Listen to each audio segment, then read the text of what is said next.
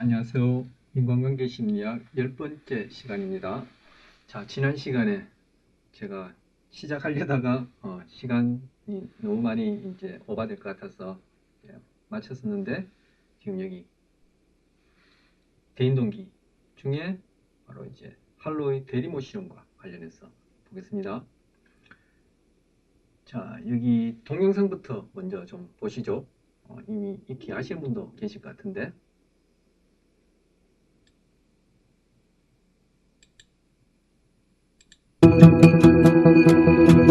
애착 이론의 선구자로 알려진 해리 할로우 박사는 1950년대 갓 태어난 새끼 원숭이를 대상으로 획기적인 실험을 진행했습니다.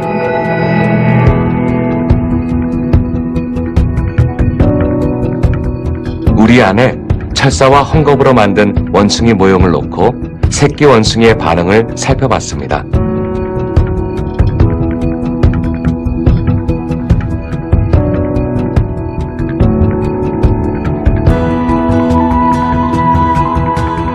처음에는 철사 모형을 향해 달려갑니다.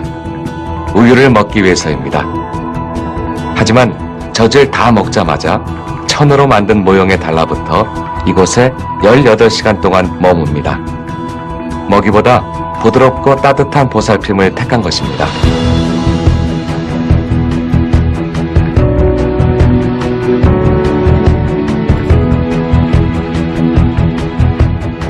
공포 상황에서도 새끼 원숭이는 곧장 헝겊 원숭이에게 달려갑니다. 이는 먹이보다 부드러운 접촉과 위안이 애착을 느끼는데 더 큰 영향을 끼친다는 사실을 보여줍니다.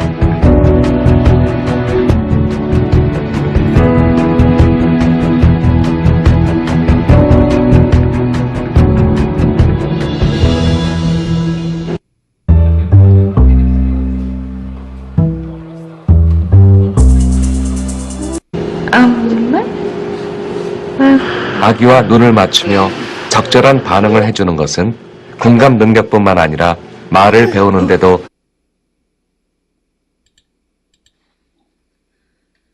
네, 동영상 중간에 좀 광고도 나오기도 하고 제가 보려고 했던 것보다 조금 다른 화면도 좀 나왔었는데, 할로의 대리모 실험입니다.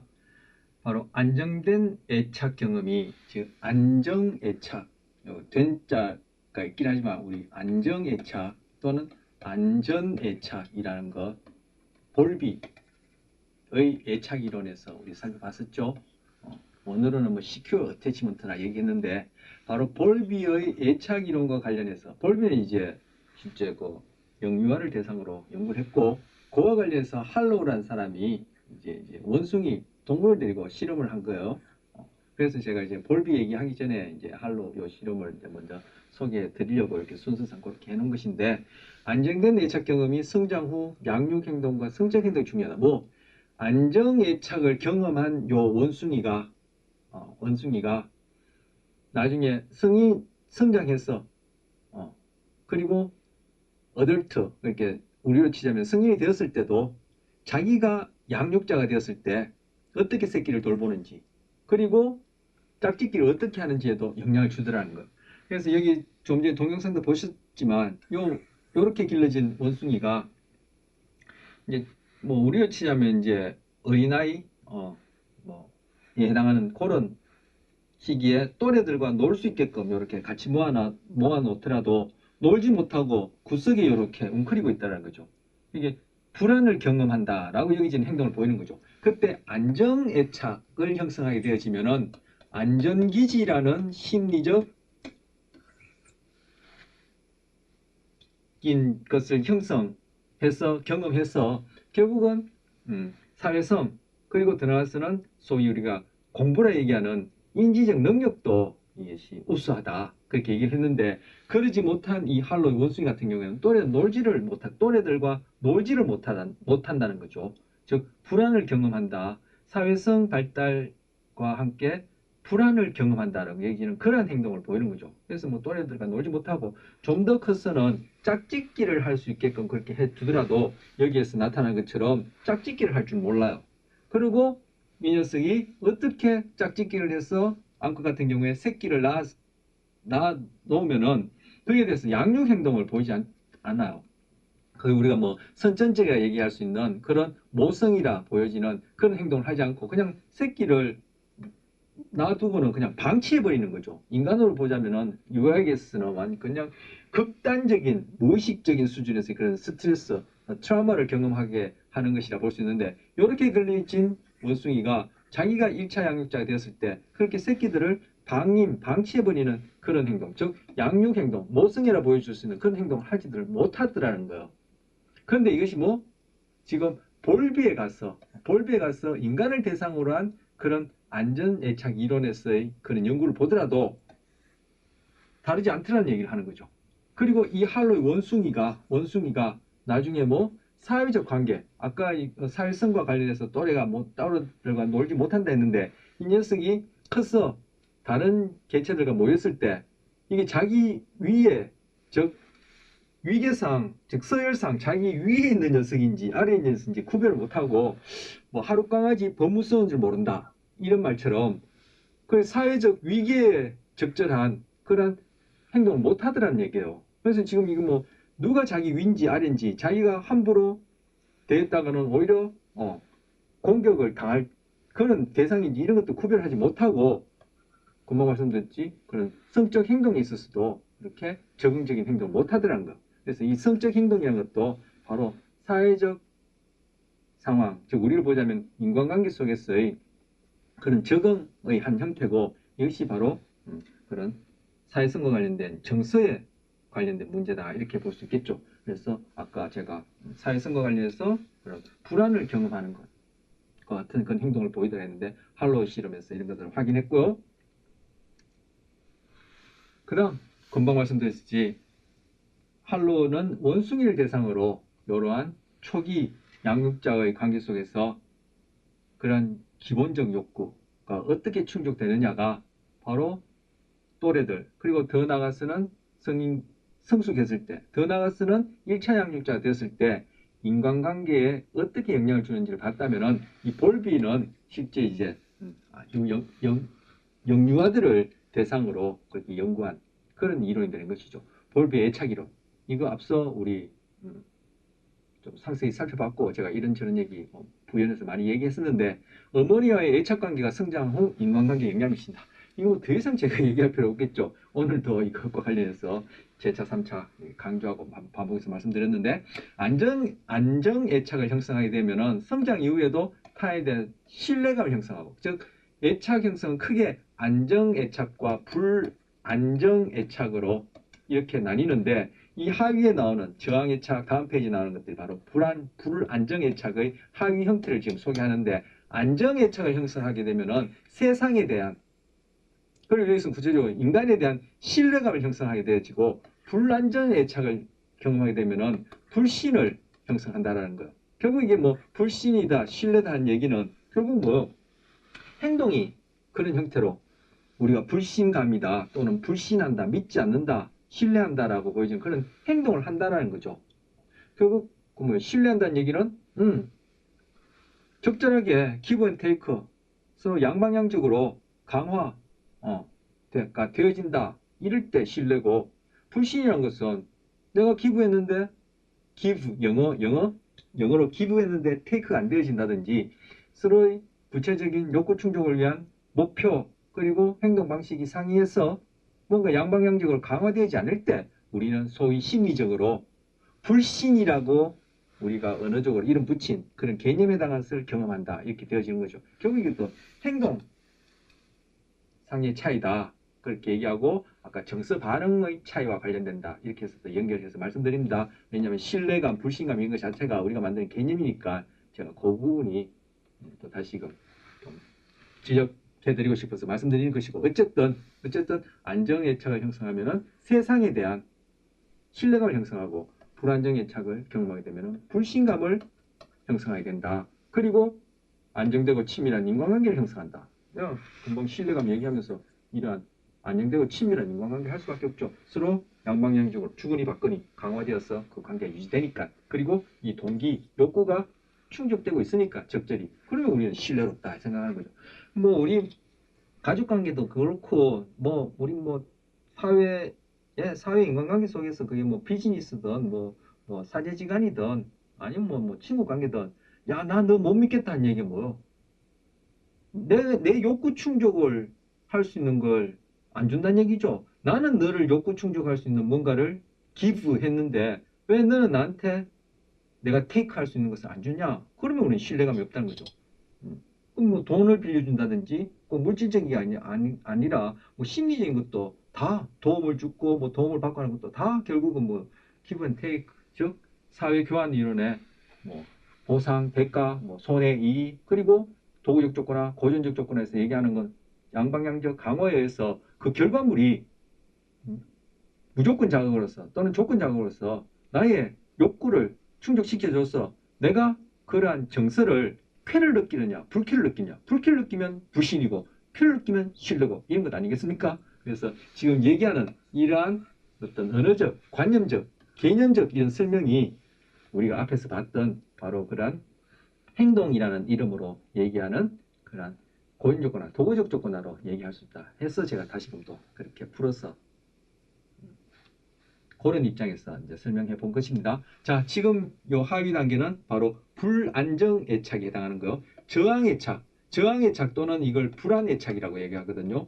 바로 양가적 감정을 형성하는 거예요. 즉 양가적 애착 형성 이렇게도 별명이 붙는데 이것이 저항하기도 하고 불안하기도 해요.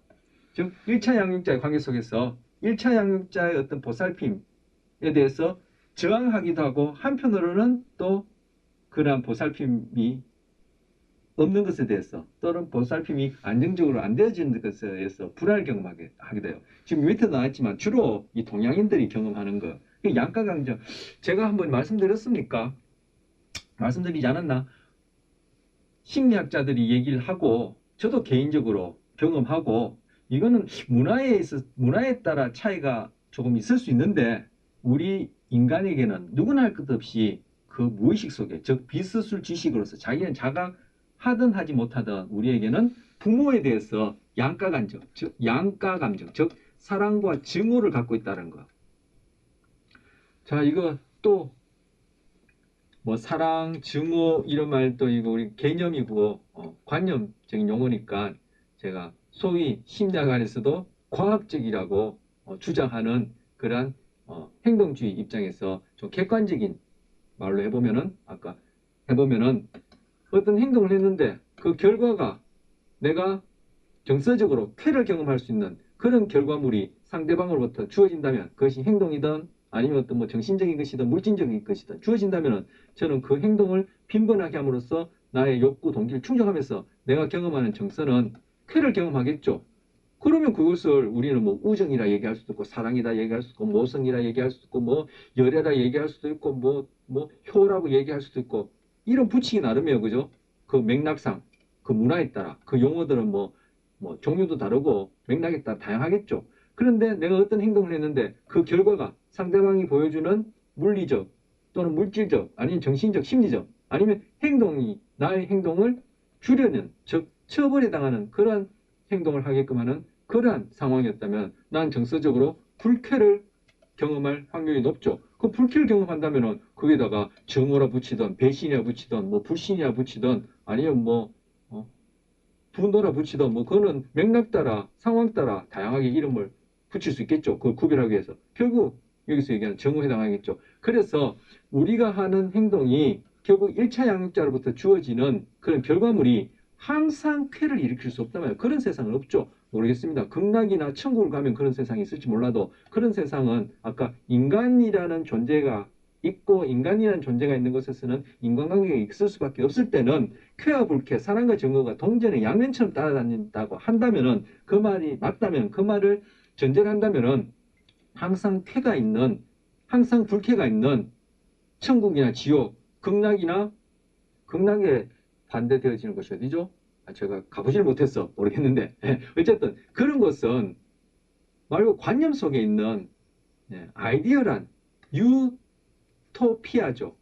유토피아는 우리는 뭐 이게 극락, 천국에 해당하는 그런 개념을 갖고 있는데 토프가 뭐예요? 이게 장수란 뜻이고 유가 이게 없다, 노란 뜻이거든요. 그런 장수는 없는 이하에게 어떤 지역, 국가, 뭐 장소 이런 의미가 있는데 존재하지 않는 장소라는 뜻이에요. 그래서 항상 쾌나 항상 불쾌가 있는 그런 장소는 존재하지 않는 것이 유토피아인데 우리는 유토피아를 이제 천국, 극락 뭐 이런 것으로 생각하지 않습니까? 어쨌든 말이 길어졌는데 즉 우리가 살고 있는 이 현상, 현실 속에서는 부모 자식 간이라 하더라도 그 하는 행동이 항상 쾌를 경험할 수 있는, 쾌라는 정성을 경험할 수 있는 그런 결과물을 가져다 줄 수는 없단 말이에요. 그러면은 불쾌도 가져다 줄 때도 있고 쾌를 가져다 줄 때도 있다면은 우리가 그때 경험하는 정서라는 것은 사랑, 정오라 얘기할 수 있는 쾌와 불쾌라는 것을 경험한단 말이에요. 그렇기 때문에 우리는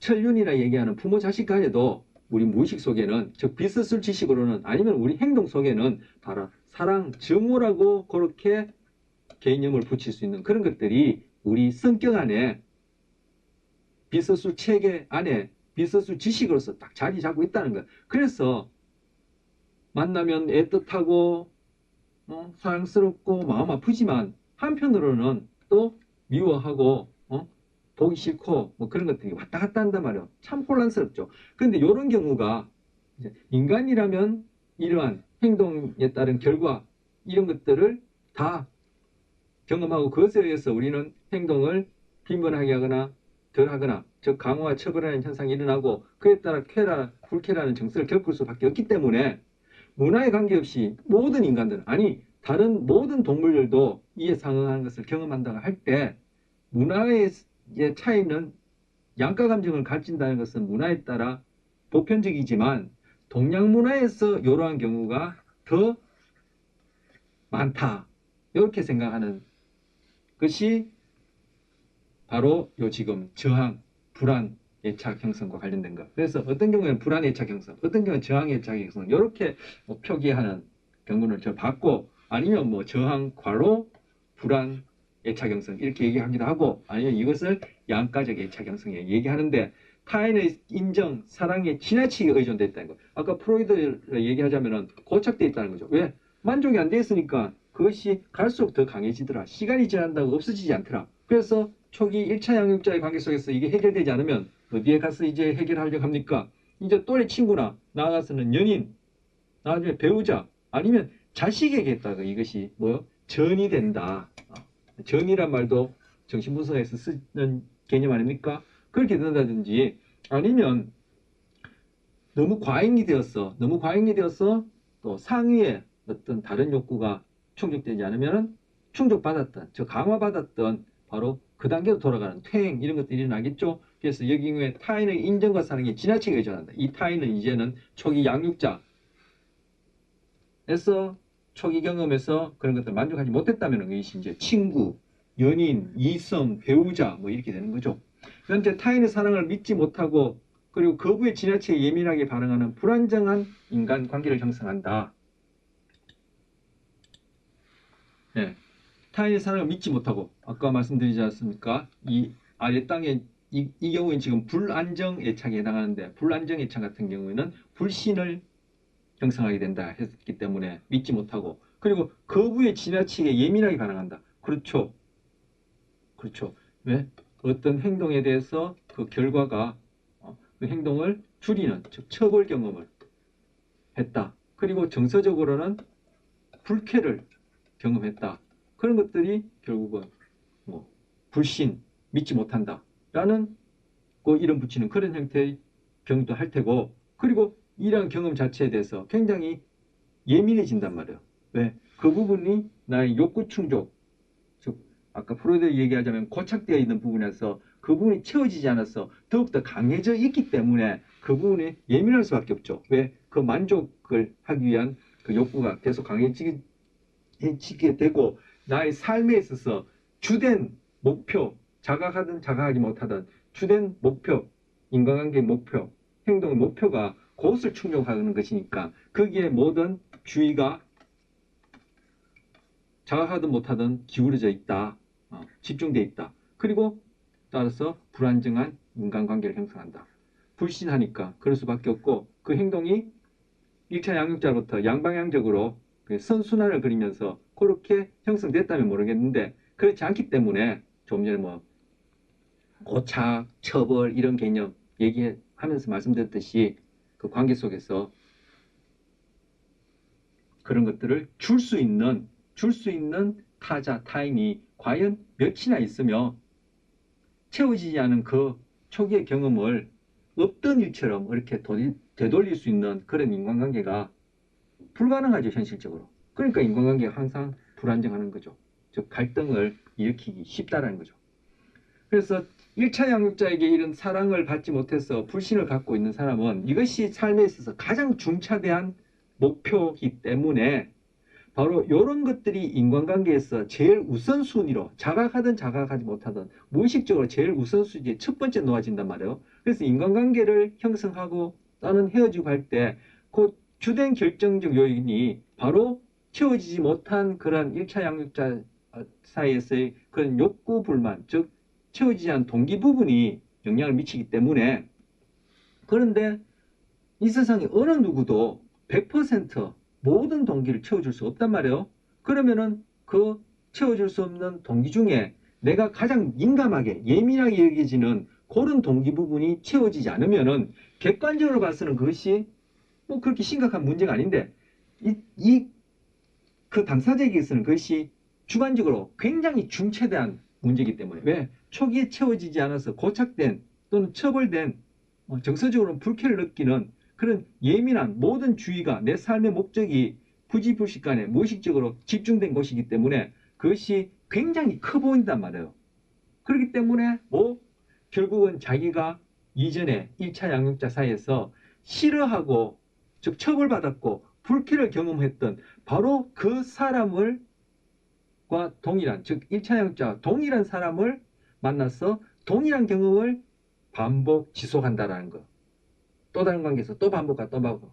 근데 알고 보면 똑같은 걸 반복하는 것이 아니라 자기의 주관적인 경험이 즉 앞에서 얘기한 자기 도식 자체가 그것을 반복할 수밖에 없는 행동을 하게 되어지고 그 경험 자체가 객관적으로 봐서는 그렇게 심각한 것이 아닌데 자기 도식 자체가 그 상황을 지각하기를 왜곡해서 굉장히 크게 그렇게 경험하게 되어서 본인은 1차 양육자와의 그러한 불안정한 애착 관계를 이후의 관계에서 계속 반복 유지하게 된다. 이렇게 얘기하는 거예요. 그래서 부모의 싫었던 모습을 그대로 똑같이 하는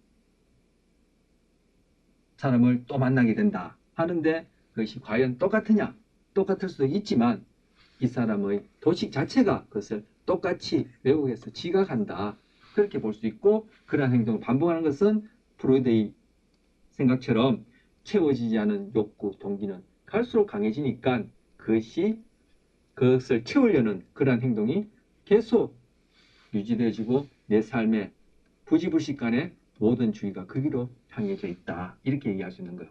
자, 아까 동양 문화에서 이것이 주로 상대적으로 발견된다. 얘기해 드렸고요. 자, 불안정 애착 중에 또 다른 형태. 바로 회피 애착. 여기에는 안 있지만 나머지 혼란 애착이라는 게 있거든요. 혼란 애착은 말 그대로 혼란스러워. 이건 뭐 도대체 뭐 가늠할 수 없는 그러한 어떤 형태의 애착 형성. 지금 안정애착, 불안정애착 안에 지금 저항애착 또는 불안애착, 양가 감정애착, 뭐 양가적 애착 형성 이렇게 얘기하고 그다음에 이제 회피애착 그리고 또 하나가 혼란애착이거든요. 혼란애착은 이거 다 합쳐놓은 것, 종잡을 수 없는 경우라고 그래 보시면 되고 여기는 이제 구체적 소개를 안 했고 자, 두 번째 소개하는 회피애착 보시면 인간과의 무관심해요. 왜?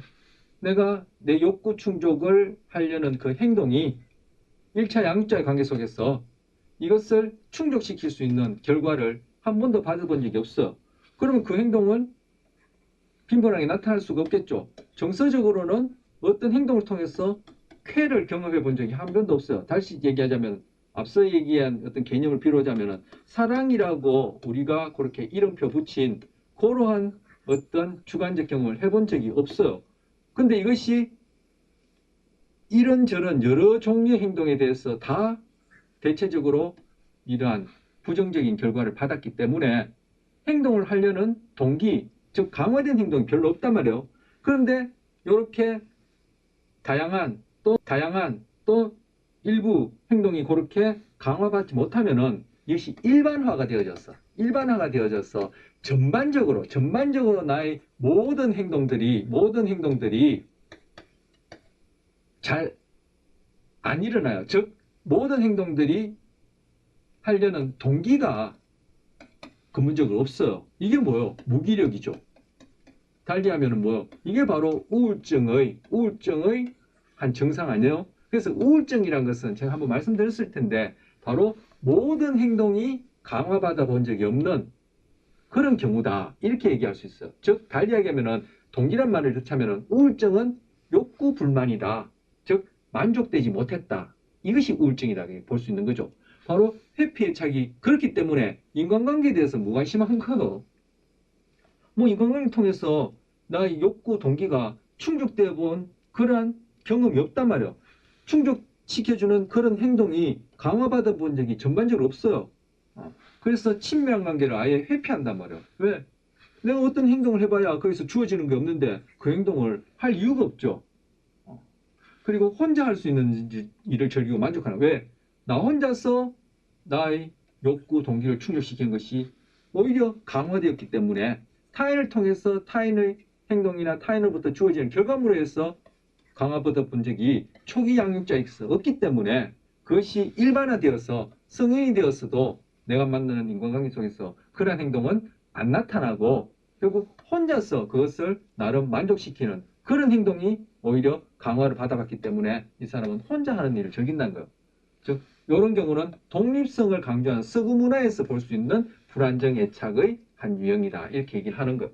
자, 혼란은 이거 뭐 다 뒤섞여서 제 표현하면 엉망진창, 종잡을 수 없는 경우다. 이렇게 말씀드릴 수 있고요. 자, 이것 볼비의 애착이라는 말씀드리면서 제가 앞서 작동 모델 또는 여기에서 뭐 내적 작동 모델 이렇게도 얘기합니다. 내적 작동 모델 이렇게도 얘기하는데 이게 이제 볼비의 애착 이론과 관련된 또 개념이거든요. 자, 이거 작동 모델 앞서 유전적 요소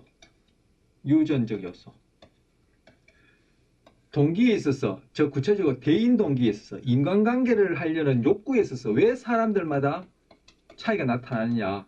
구체적으로 인간관계를 통해서 얻고자 하는 목표물과 그 목표물을 취하고자 하는 행동, 방식, 패턴이 왜 상이하냐.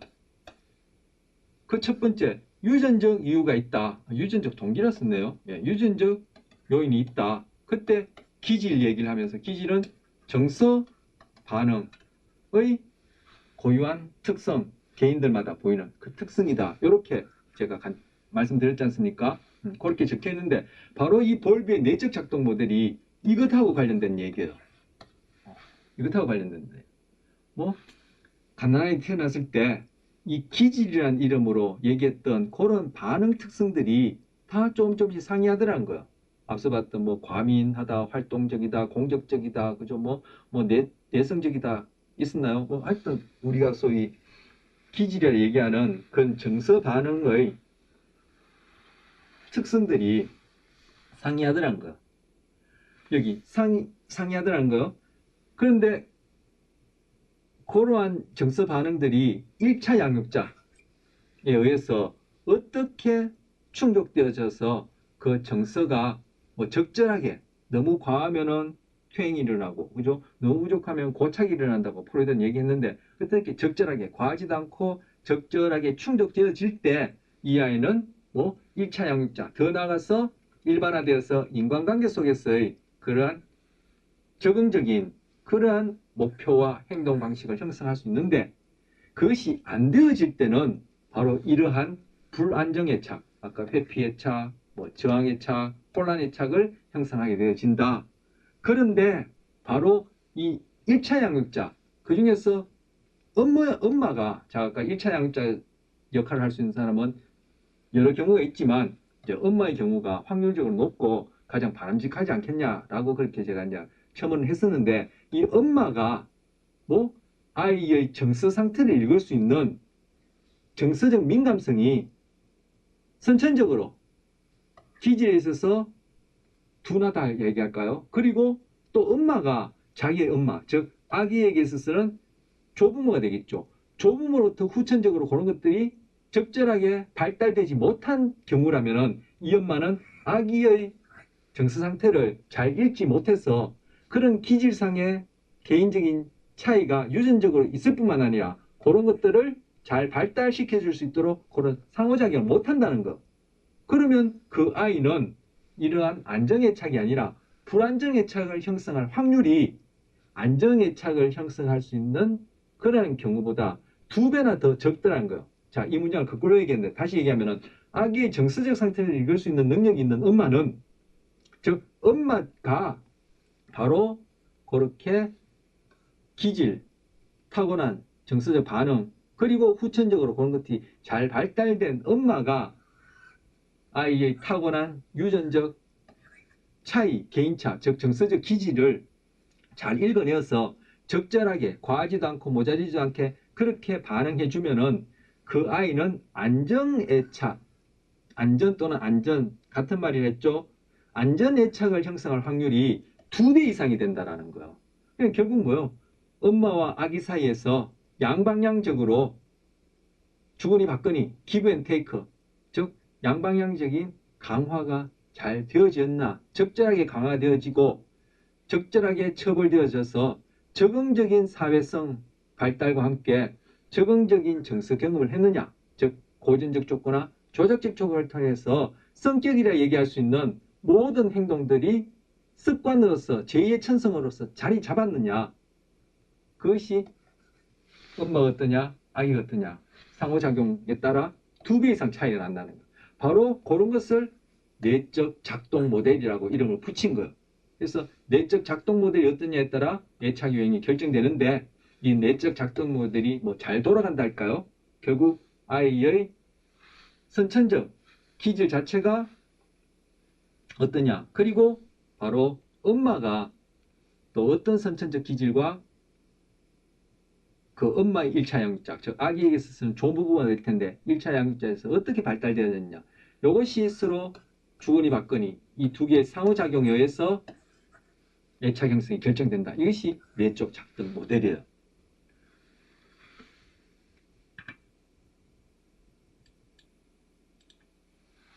자, 조금 전에도 뭐 제가 매 시간 앞에 배웠던 뭐 심리학적 이론을 자꾸 적용시켜서 따로따로 노는 것이 아니라, 그때 심리학적 이론 살펴보고 여기 와서 또 대입동기할 땐 동기만 얘기하고 하는 것이 아니라 앞에 배웠던 것이 결국 여기에 다 어떻게 적용되어져서 이것을 이런 이론에서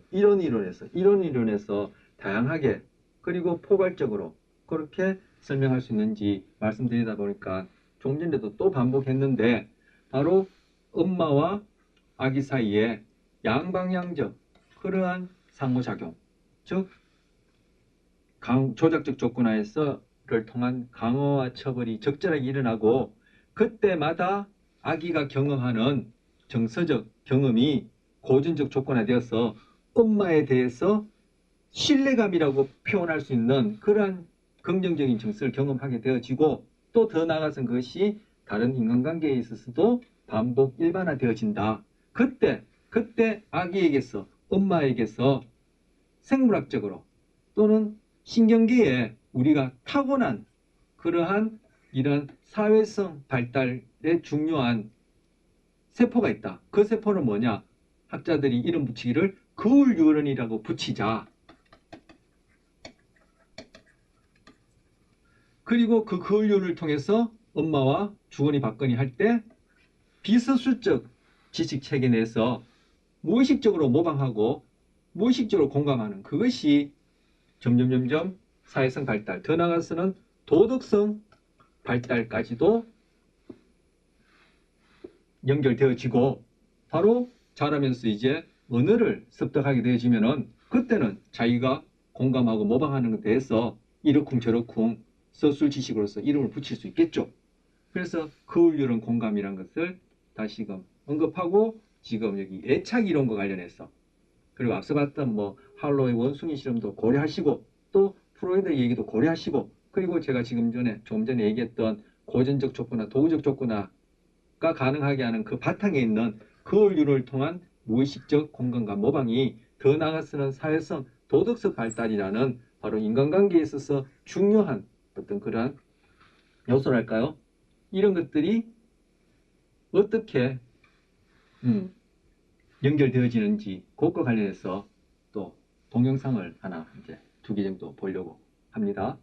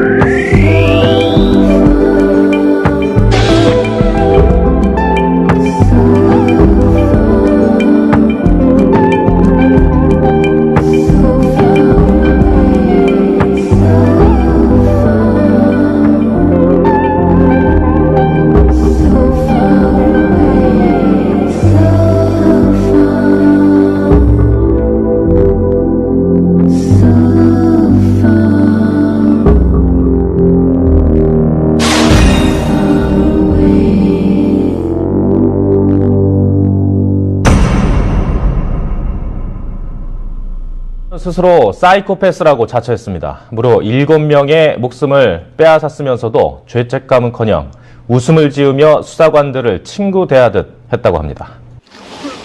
철저한 이중 생활을 통해 자신의 욕구를 충족해온 연쇄살인범.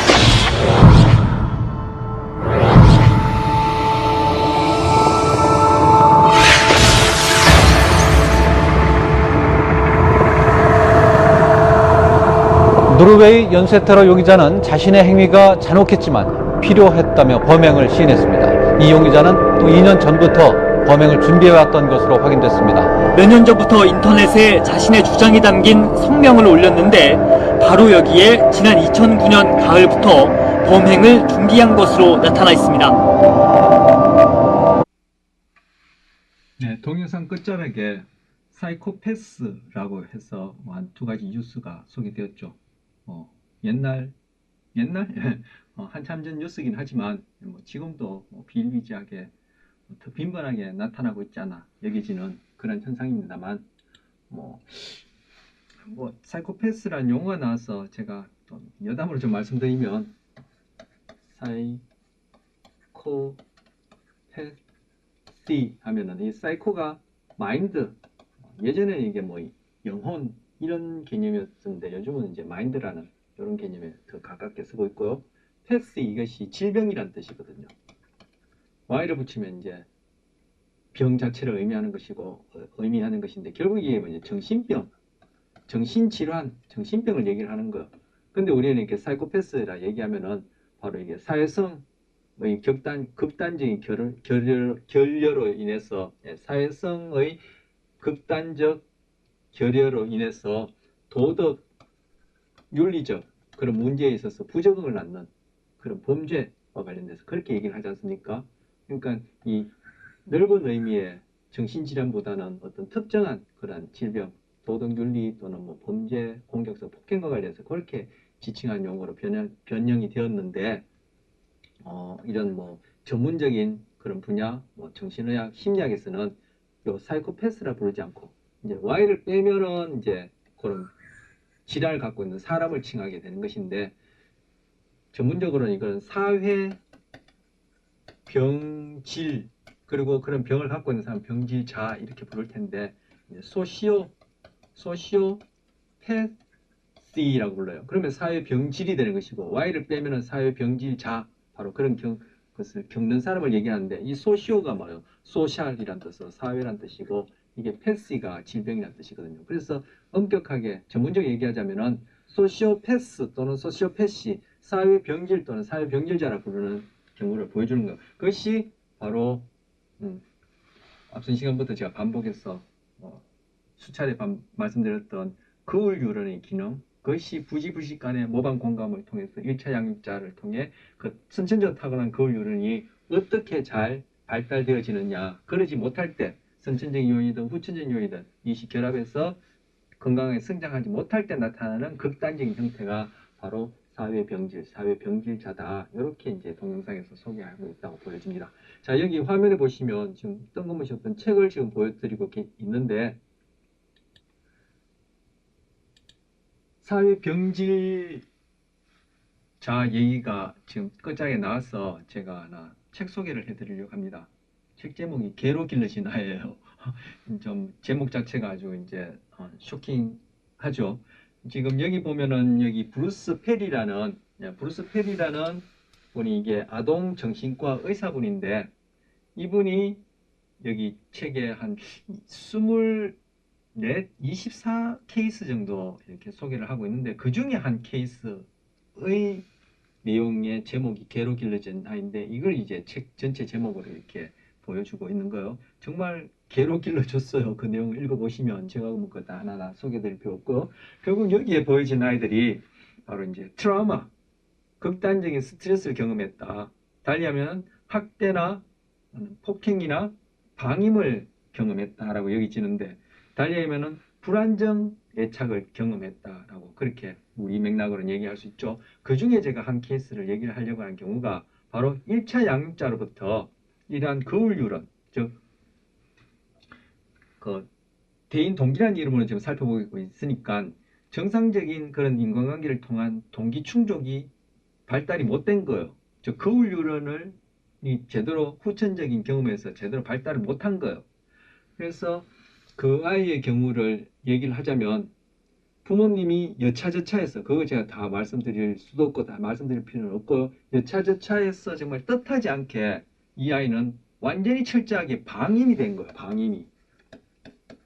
지금 이제 트라우마죠. 이 갓난아이에게 있어서는 아까도 말씀드렸지만 세상과 자기 자체를 구별할 수 없는 그러한 수준의 그런 생물학적인 기제, 즉 비서술적인 무의식적인 메커니즘에 의해서 지금 1차 양육자를 통해서 이 환경과의 상호작용을 통해서 이 성장도 하고 정신적으로 심리적으로 성숙도 해야 될 시기에 방임을 경험한 거예요.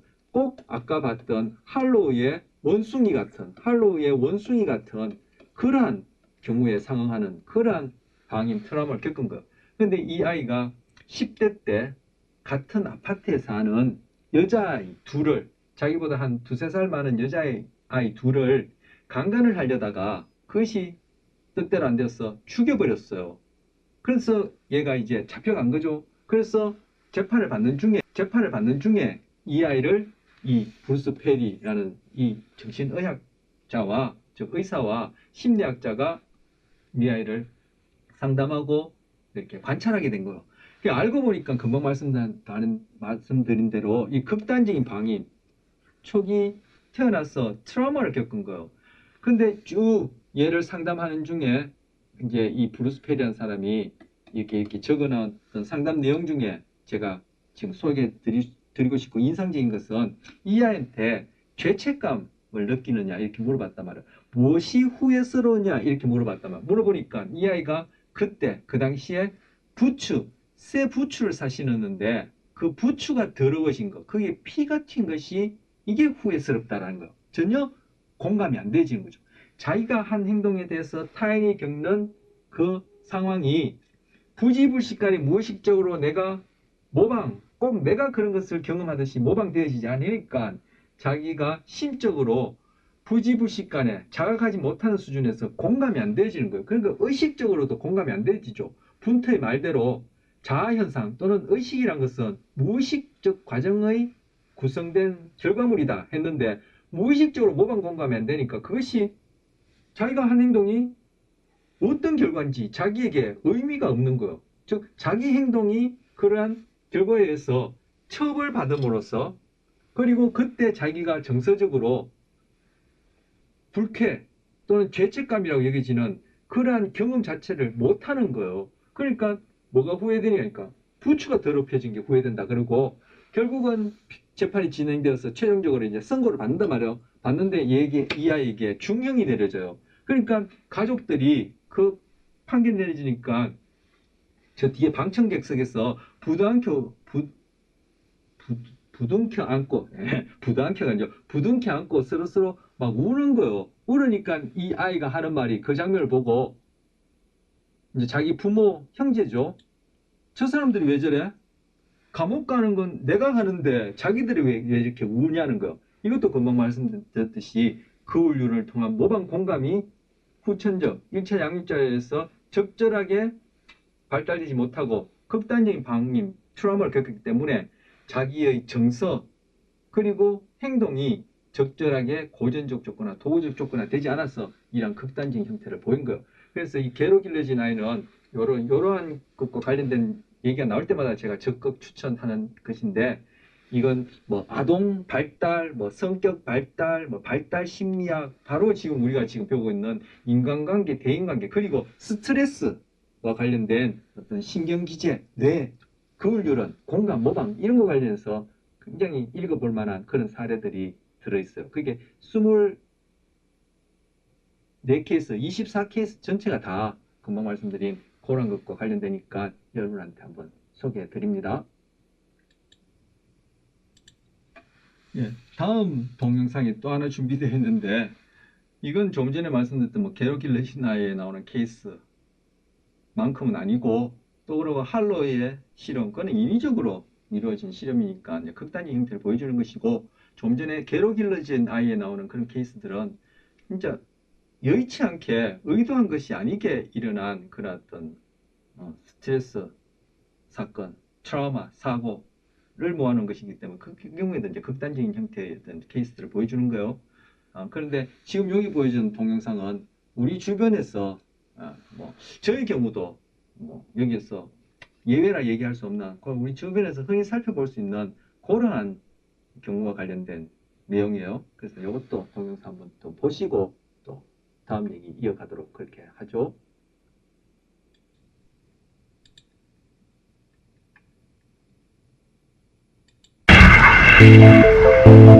어린 시절 받은 정서적 상처는 우리의 몸과 마음에 표시되고 각인되는데 뇌에까지 직접적인 영향을 미칩니다.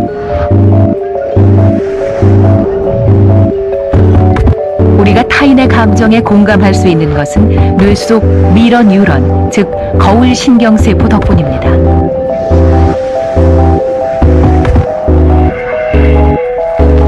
어릴 때 정서적 보살핌을 받지 못한 경우 거울 뉴런 결핍이 발생합니다. 이것은 엄마가 된 이후 아이와의 애착, 공감 등 정서에 치명적인 영향을 미칩니다. 거울 뉴런이 우리 공감 능력, 그러니까 내가 안 다쳐도 다른 아이가 다친 것만 봐도 내가 다친 것 같이 막 안타깝고 마음이 아프고, 그 이제 공감 능력이 사실은 우리 사회생활 하는데 굉장히 필요하고, 인간 관계를 맺고 특히나 자기 자녀를 키우고 할 때는 정말 아주 굉장히 중요한 영향을 미치는데요. 엄마나 뭐 아빠나 주 양육자하고 그런 관계가 잘 형성이 안 되면 그 자기 배우자나 아니면 아이한테 줄 때 굉장히 내가 이게 제대로 하고 있는 건가? 잘못하고 있는 건 아니야? 애기가 이제 우는 게 이게 무슨 뜻이지? 이러면서 아주 혼란스러워하고 불편해하고, 그 다음에는 이제 모르고 막 이러니까 스트레스를 많이 받게 되죠.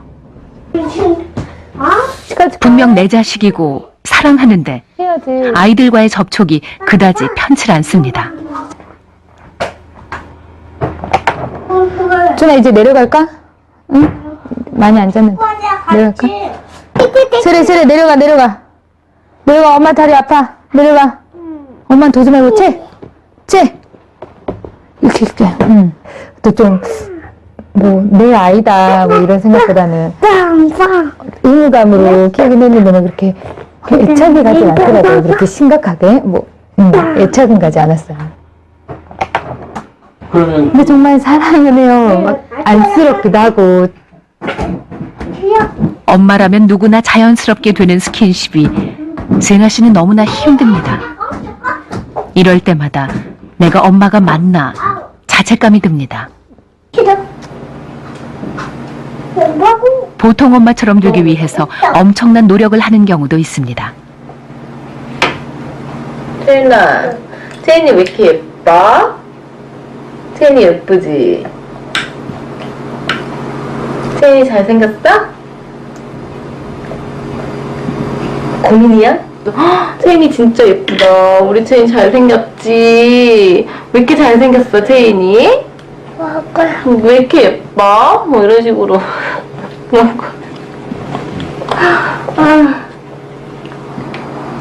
끝인가요? 못하겠어요. 하고 싶지가 않아요. 이렇게 왜? 잘생겼다. 우리 애기 너무 예쁘다. 뭐 이렇게 표현을 하는 게 저는 겉으로 안 되는 거죠. 말로. 근데 그거 안 되는 게 제가 너무 이상하고 좀 엄마 같지 않아 보여서 그렇게 노력을 한 거예요. 하지만 아무리 노력을 해도 아직도 잘 안 되는 것이 있습니다. 바로 아이와의 스킨십입니다. 팔베개를 해달라고 애원하는 차윤이. 소연 씨는 팔을 내주지 않습니다. 아이가 여기를 이렇게 스치면 모든 제 몸에 있는 모든 신경세포가 다 여기만 분포돼서 그 느낌이 싫어요. 나한테 나와. 그만 자. 갑자기 소연 씨가 일어나 나가버리자 차윤이가 울음을 터뜨립니다. 나와.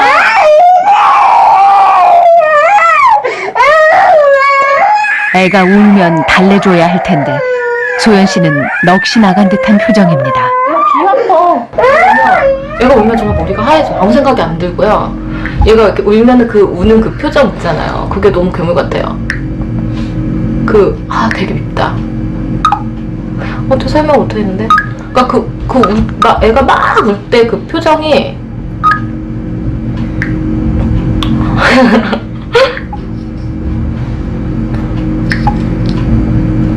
너무 보기가 싫어요. 그래서 막 울면은 저는 그래서 울면 거의 얘를 우는 애를 두고요. 저 방에 가요. 문을 닫아버려요.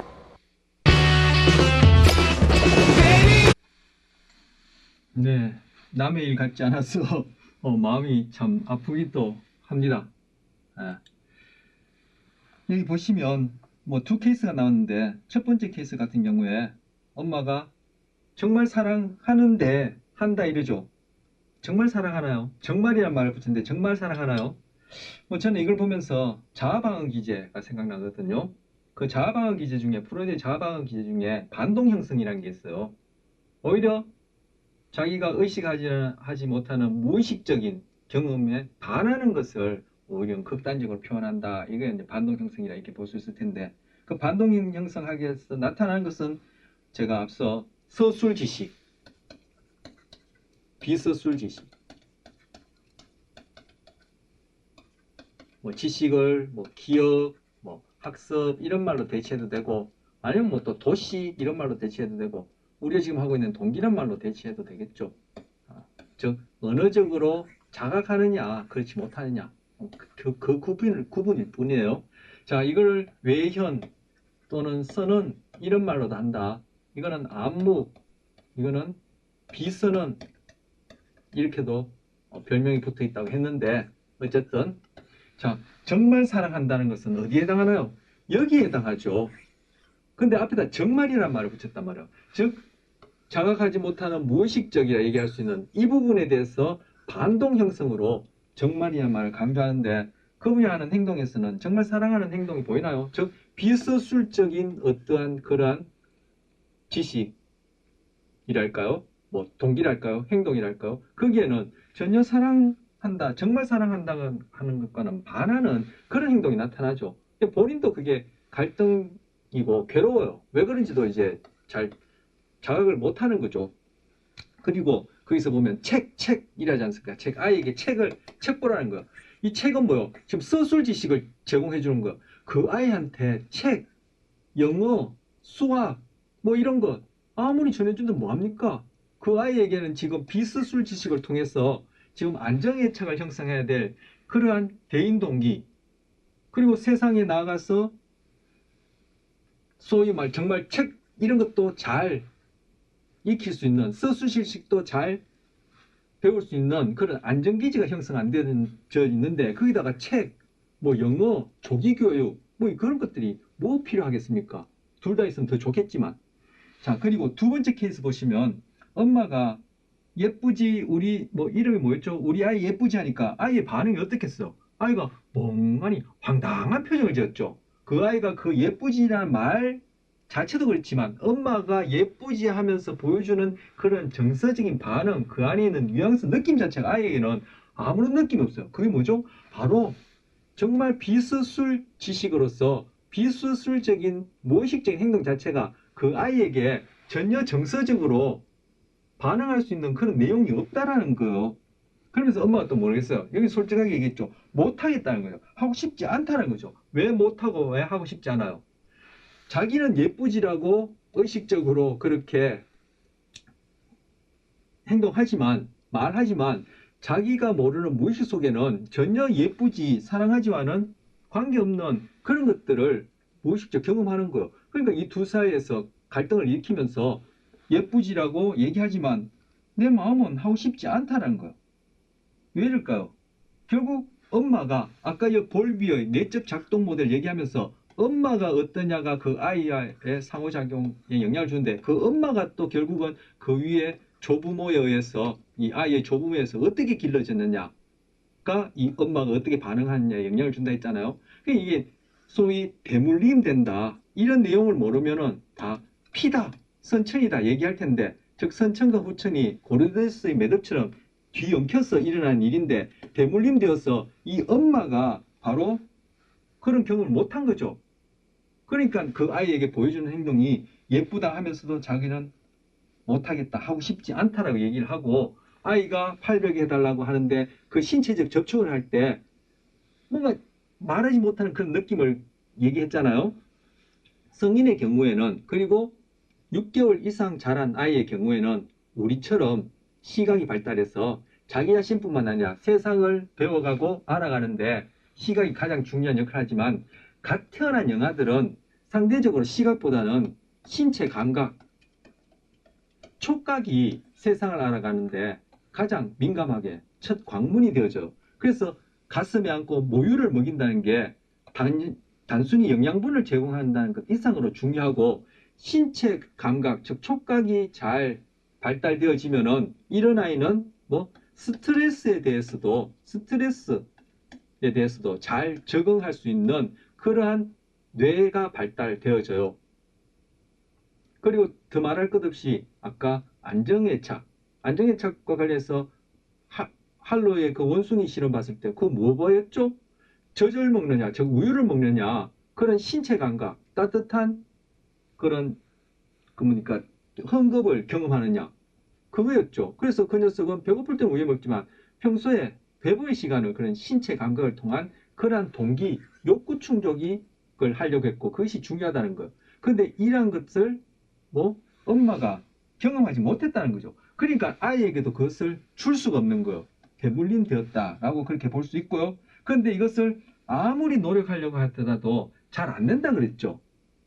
바로 제가 아까 서술 지식을, 서술 기억, 서술 학습, 서술 도식, 서술 동기, 여기다가 다른 단어를 집어넣고 결국은 언어적으로 접근할 수 있는, 즉 우리가 자각하는 것이냐, 내가 무의식적으로 자각하지 못한 것이냐, 이 구분이라 했는데, 제가 동기 처음 시작할 때 동기와 관련해서 배경 얘기를 쭉 할 때 한 20여 분간 할 때 도식 얘기를 하고, 이 도식에 대체해서 동기 얘기를 하면서 동기 또는 도식이 변하는 데는 대단한 인지적 노력이 필요하다라고 했잖아요.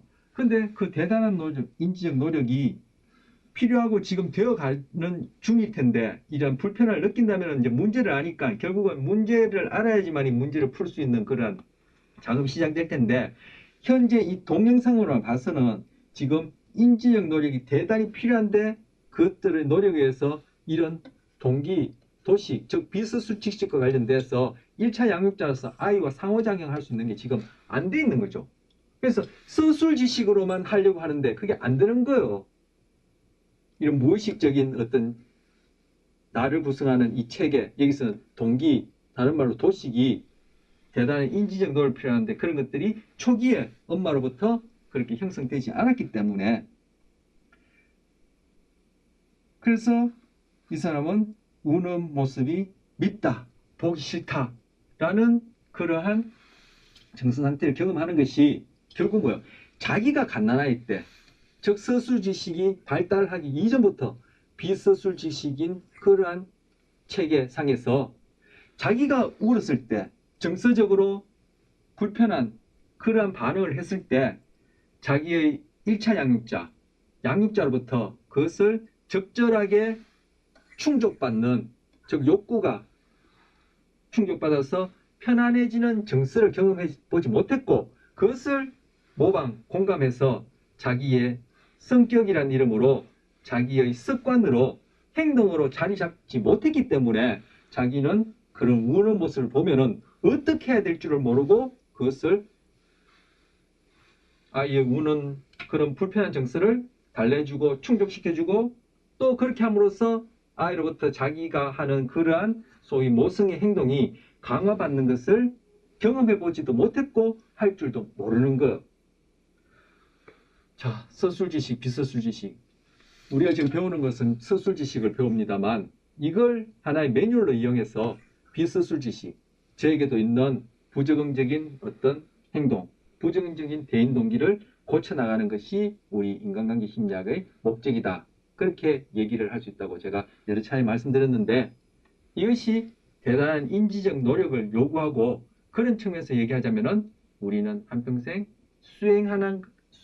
수도하는 과정이다. 이렇게도 제가 좀 극단적으로 말씀드렸는데, 제가 이야기로는 소위 수도를 얘기하는 종교 뭐 이런 곳에서도 결국 대단한 인지적 노력을 필요로 하는 우리의 그러한 습관화된 성격으로 얘기하는 총체적 행동을 바꿔나가는 것이다. 그것과 다르지 않다. 저는 그렇게 얘기할 수 있고 그렇게 얘기하고 싶습니다. 자, 이번 시간에 이렇게 마치고 다음 시간에는 아까 대인동기 개인차와 관련해서 구체적인 목표와 행동 방식이 다르다 했는데 그러한 목표와 행동 방식의 차이와 관련해서 살펴보고, 그 다음 부적응적인 대인 동기와 관련해서 또 이렇게 구체적인 어떤 경우가 그러한지 살펴보는 것으로 다음 시간에 하겠습니다. 자, 이번 시간은 이렇게 해서 마치도록 하겠습니다.